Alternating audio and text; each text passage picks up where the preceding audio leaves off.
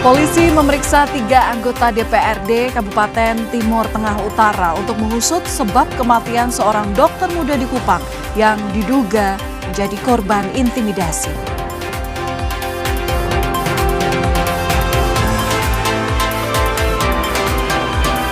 Wakil Menteri Sekretaris Negara menegaskan bahwa latihan dasar militer calon manajer Koperasi Desa Merah Putih tetap dilanjutkan.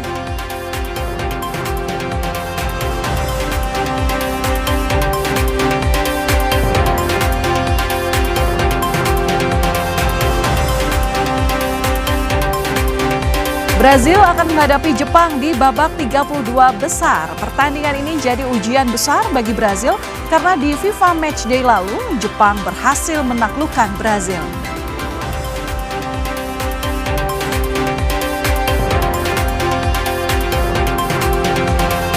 Gelombang panas ekstrim melanda Eropa. Serangan panas dengan suhu di atas 36 hingga 41 derajat Celcius menelan korban hingga ribuan jiwa.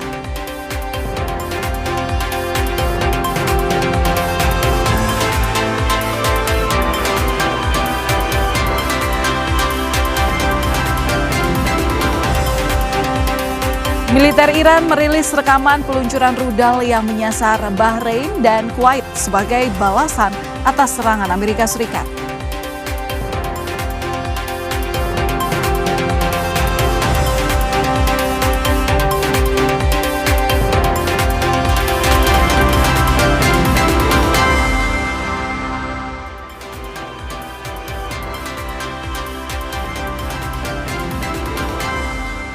Halo saudara, selamat malam. Apa kabar Anda hari ini? Senin 29 Juni 2026. Kompas Malam kembali hadir untuk Anda bersama saya, Valentina Sitorus. Kita langsung saja ke informasi yang pertama, saudara. Sebuah truk ekspedisi menabrak 6 sepeda motor di Simpang Unisma, Bekasi, Jawa Barat. Akibatnya 1 orang tewas dan 9 luka-luka.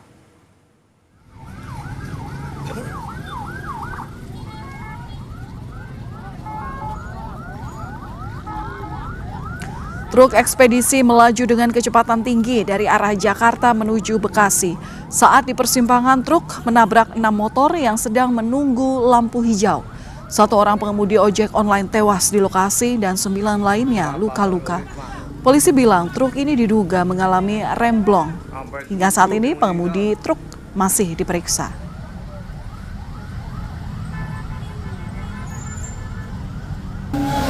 Untuk remnya ini diduga tidak bisa melakukan pengereman sehingga menabrak kurang lebih 6 kendaraan roda 2 yang ada di lokasi. Kemudian ada 10 korban, di mana 1 korban meninggal dunia, kemudian 1 luka berat ada di Rumah Sakit Siloam, kemudian 2 juga ada di RSUD, kemudian 3 lagi di Rumah Sakit Mitra Timbuk.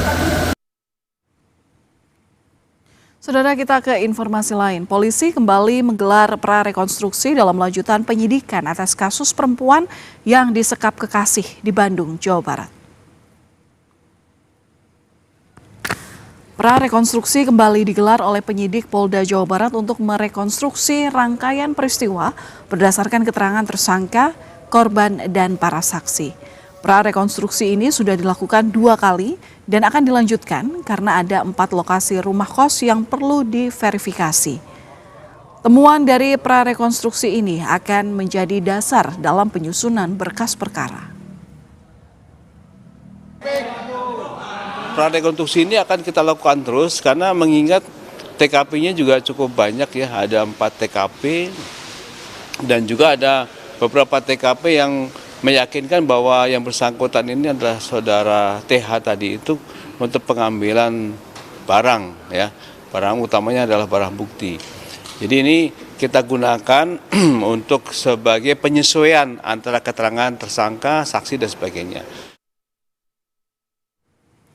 Yang juga jadi sorotan di Kompas Malam, Saudara Wakil Menteri Sekretaris Negara menegaskan latihan dasar militer calon manajer Koperasi Desa Merah Putih tetap dilanjutkan. Namun Istana memastikan bahwa pemerintah menampung seluruh masukan masyarakat sebagai bahan evaluasi.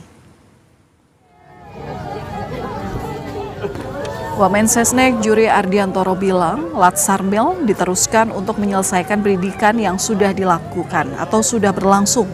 Menurut Juri, tak hanya kemampuan manajerial, peserta juga dibentuk agar berkomitmen kuat terhadap negara.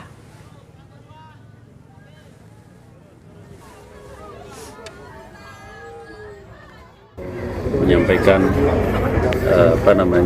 bela sungkawa, kemudian juga akan mengambil langkah-langkah perbaikan di dalam proses pendidikan dan pelatihan manajer Koperasi Merah Putih, dan tentu saja masukan dari masyarakat, dari berbagai pihak untuk peristiwa itu tentu didengar oleh pemerintah, diperhatikan, dan itu menjadi bahan untuk mengevaluasi supaya proses pelatihan ini menjadi lebih menjadi lebih baik. Jadi, tapi secara umum tentu karena proses ini sudah berlangsung dan memang tenaga manajer untuk Koperasi Merah Putih juga harus segera bekerja sehingga pelatihan tetap jalan terus, tetapi masukan dari berbagai pihak tentu diperhatikan. Saudara, jenazah dokter yang meninggal diduga akibat intimidasi, Eliza Prinsila Utami Pakaenoni atau Dr. Ica, dimakamkan di Kupang, NTT pada Senin siang. Keluarga dan kerabat ikut mengantarkan jenazah Dr. Ica ke liang lahat.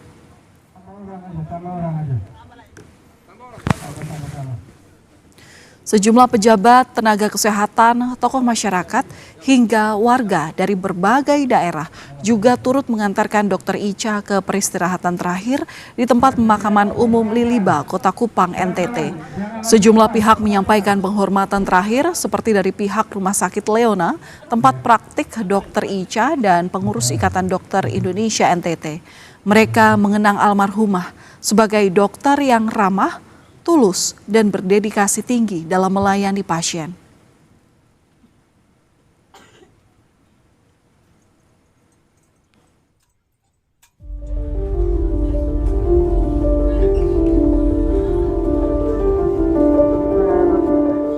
Polisi masih mendalami dugaan intimidasi yang mengakibatkan seorang dokter muda di Kupang, NTT meninggal dunia usai mengalami depresi berat. Kapolres Timur Tengah Utara AKBP Eliana Papote bilang pihaknya sudah memeriksa 3 anggota DPRD dan 6 rekan korban. Untuk proses penyelidikannya sementara berlangsung, untuk pemeriksaannya sementara berlangsung. Nanti apabila sudah ada yang ini bisa terupdate, nanti akan kami sampaikan. Baik, berarti hingga saat ini ketiga anggota DPRD TTU yang diduga melakukan intimidasi ini tengah diperiksa begitu. Selain pemeriksaan ketiga anggota DPRD ini, apa saja keterangan ataupun bukti yang sudah dikumpulkan? Sampai dengan saat ini kami sudah mengambil keterangan dari 6 rekan korban yang pada saat itu berada bersama-sama dengan korban ketika melaksanakan piket di IGD Rumah Sakit Leona Keva Manado. Sementara itu, Kementerian Kesehatan menurunkan tim investigasi untuk mengusut dugaan intimidasi di balik kematian Dr. Ica. Kemenkes juga berjanji memastikan perlindungan hukum dan dukungan psikososial untuk tenaga kesehatan. Dan saya juga bersama dengan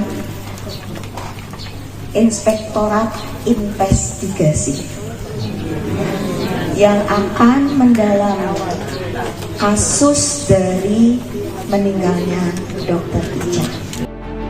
Pihak keluarga telah melaporkan 3 anggota DPRD ke Badan Kehormatan DPRD Kabupaten Timur Tengah Utara atas dugaan pelanggaran etik dan intimidasi terhadap Dr. Ica saat bertugas. Paman korban menegaskan laporan ke polisi akan dilayangkan usai pemakaman korban. Ini sidang dugaan pelanggaran kode etik oleh 3 anggota ini dilakukan secara terbuka, sehingga tidak ada yang ditutup-tutupi. Kita akan laporkan. Itu kapan? Dalam minggu ini, setelah kita kumpulkan data semua. Salah satu anggota DPRD Kabupaten Timur Tengah Utara, Veronica Lake, yang namanya ikut terseret dalam kematian Dr. Ica, mengklarifikasi. Ia diajak 2 rekannya menjenguk pasien korban gigitan ular pada 13 Juni lalu. Menurut Veronica, perdebatan antara 2 rekannya dan pihak dokter sudah berlangsung ketika memasuki ruang perawatan. Ia mengaku hanya menanyakan tindak lanjut penanganan pasien serta standar pelayanan rumah sakit. Terkait perkataan panggil wartawan saja, itu saya maksudkan sebagai usulan dalam percakapan kepada salah satu rekan DPRD agar ada liputan eksternal dan investigatif terkait transparansi pelayanan kesehatan, evaluasi, dan perbaikan kualitas pelayanan kesehatan. Jadi, sama sekali tidak ditujukan kepada personal ataupun pribadi. Kematian Dr. Ica jadi sorotan usai menangani pasien korban gigitan ular yang merupakan kerabat anggota DPRD. Sejak itu Dr. Ica disebut menjadi pendiam dan tertutup. Hasil tes kejiwaan menyebut ia mengalami depresi berat. Tim Liputan Kompas TV. Kita ke sorotan mancanegara, saudara. Militer Iran merilis rekaman peluncuran rudal yang menyasar Bahrain dan Kuwait sebagai balasan atas serangan Amerika Serikat.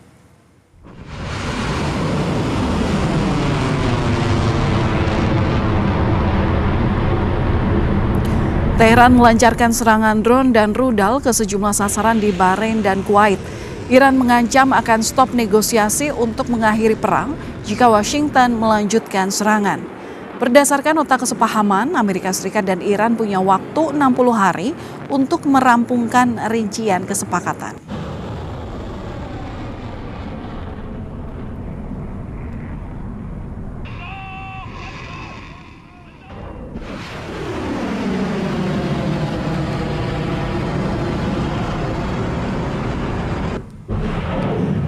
Garda Revolusi Iran menuding Amerika Serikat melanggar kesepakatan, licik dan tidak dapat dipercaya. Juru bicara Garda Revolusi Iran menyebut negaranya akan memberikan respons jauh lebih keras jika ketegangan meningkat. Pernyataan itu disampaikan menyusul serangkaian serangan baru Amerika Serikat terhadap target-target di Iran.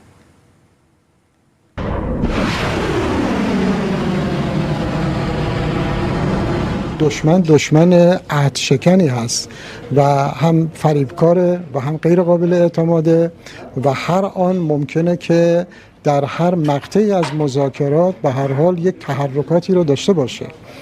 اما اون چیزی که مهم هست اینه که ما هر تحرکی که دشمن در این زمینه داشته باشه ما پاسخ اون رو دادیم و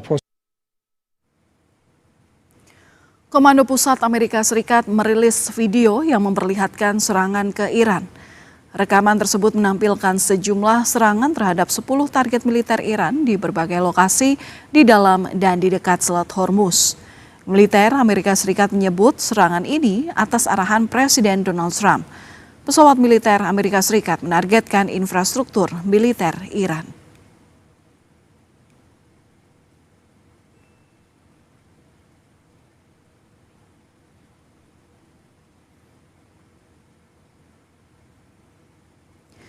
Presiden Amerika Serikat Donald Trump kembali melontarkan ancaman keras kepada Iran setelah militer Amerika Serikat melancarkan serangan balasan ke sejumlah target militer Iran. Melalui unggahan di Truth Social, Trump menyatakan pesawat tempur Amerika telah menyerang sejumlah fasilitas militer Iran. Trump juga memperingatkan kesabaran Washington punya batas.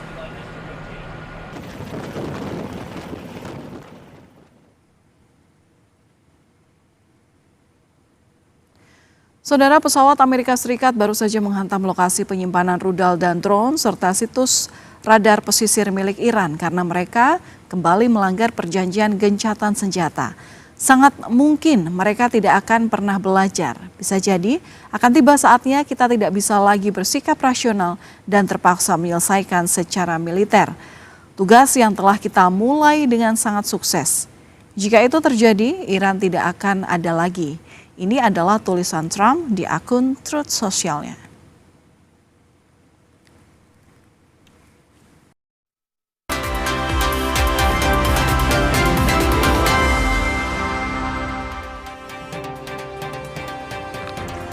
Saudara, militer Iran merilis rekaman peluncuran rudal yang menyasar Bahrain dan Kuwait sebagai balasan atas serangan Amerika Serikat.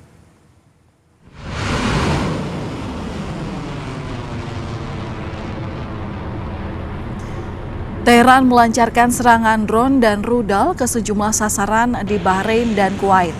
Iran mengancam akan stop negosiasi untuk mengakhiri perang jika Washington melanjutkan serangan. Berdasarkan nota kesepahaman, Amerika Serikat dan Iran punya waktu 60 hari untuk merampungkan rincian kesepakatan.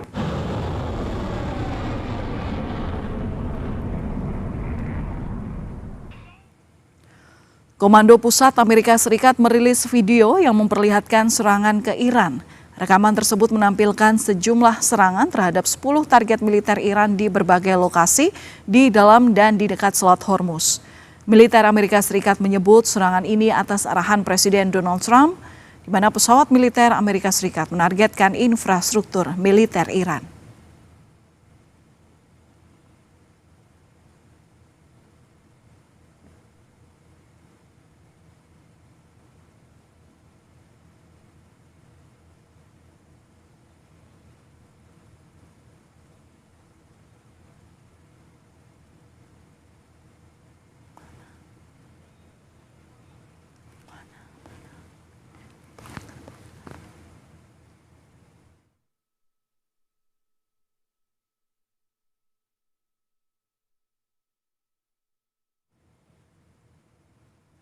Saudara, kita juga ke sorotan lainnya, masih dari informasi mancanegara, saudara. Gelombang panas ekstrim menghantam Eropa sejak Mei hingga Juni 2026. Serangan panas bisa mencapai suhu di atas 36 hingga 42 derajat Celcius.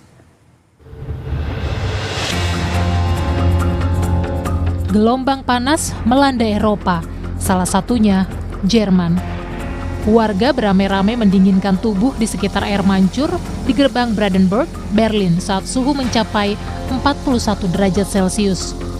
Warga juga sibuk berendam di kolam dan minum dari sumber air di tengah kota. Seorang turis asal Spanyol mengaku belum pernah mengalami gelombang panas ekstrim dengan suhu di atas 40 derajat Celcius seperti yang melanda Eropa.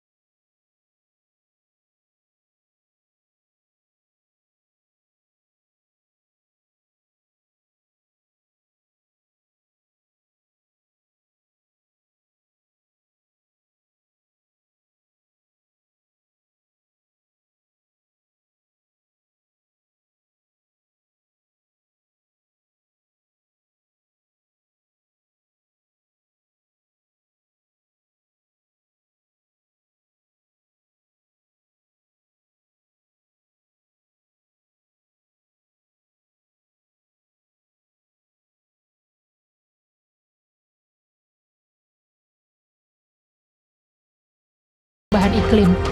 We know that in Europe, thousands of people die due to extreme heat every year. We know that the contribution of climate change to that is very strong. In general, we tend to put it at about a 2/3 increase in the number of deaths. So about 2/3 of the heat deaths that we see tend to be attributable to climate change. The first major European heat wave in 2003 was widely regarded as the wake-up call of Europe to climate change. Para ilmuwan memperingatkan gelombang panas ekstrim akan semakin sering terjadi. Eropa diimbau agar cepat beradaptasi serta mengurangi penggunaan emisi karbon sebagai langkah utama menghadapi krisis iklim.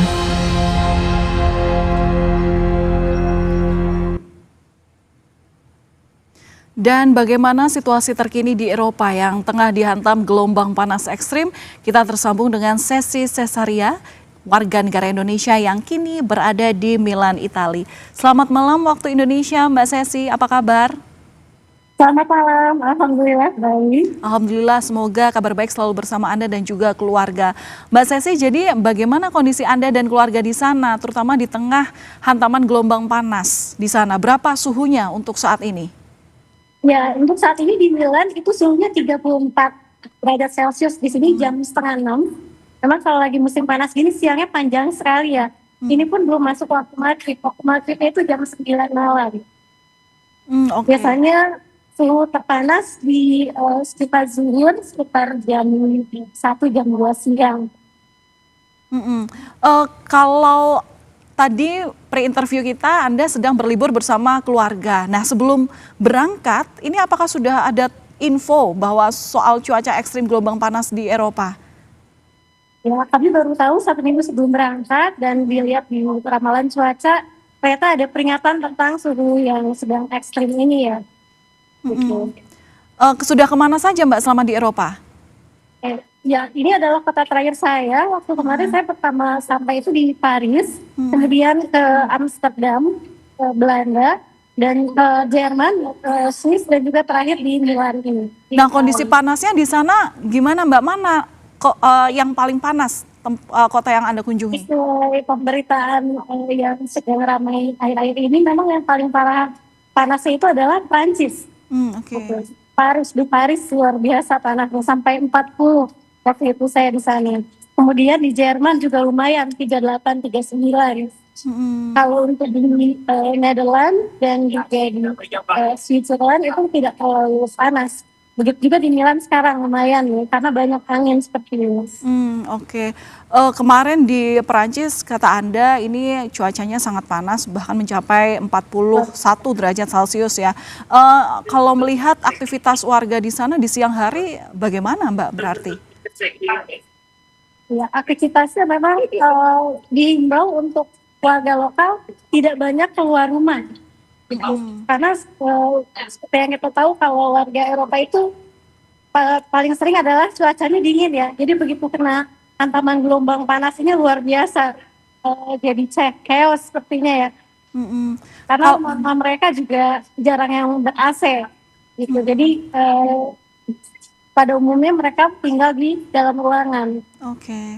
Mbak Sesi, Anda sebagai dokter, adakah tips yang terutama dalam menjaga kesehatan di tengah suhu ekstrim saat ini, apalagi lagi liburan bersama keluarga dan anak-anak ya?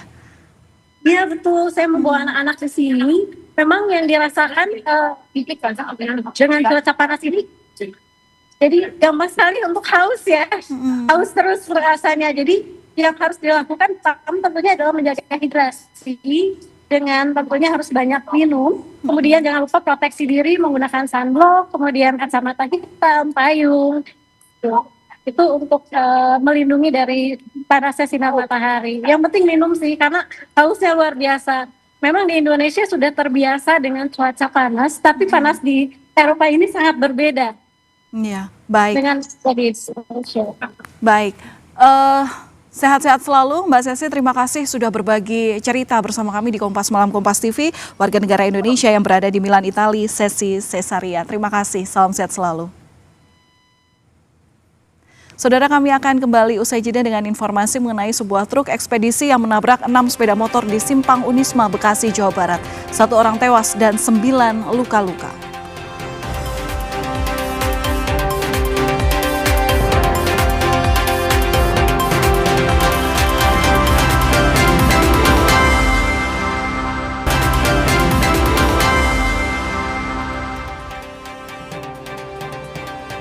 Saudara, sebuah truk ekspedisi menabrak 6 sepeda motor di Simpang Unisma, Bekasi, Jawa Barat. Akibatnya 1 orang tewas dan 9 luka-luka. Truk ekspedisi melaju dengan kecepatan tinggi dari arah Jakarta menuju Bekasi. Saat di persimpangan, truk menabrak 6 motor yang sedang menunggu lampu hijau. 1 orang pengemudi ojek online tewas di lokasi dan 9 lain yang luka-luka. Polisi bilang truk diduga mengalami remblong. Pengemudi truk masih diperiksa.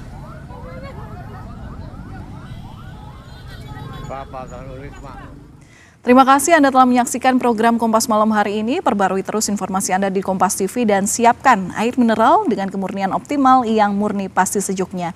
Saya Valentina Sitorus, pamit undur diri. Terima kasih atas perhatian Anda. Sampai jumpa.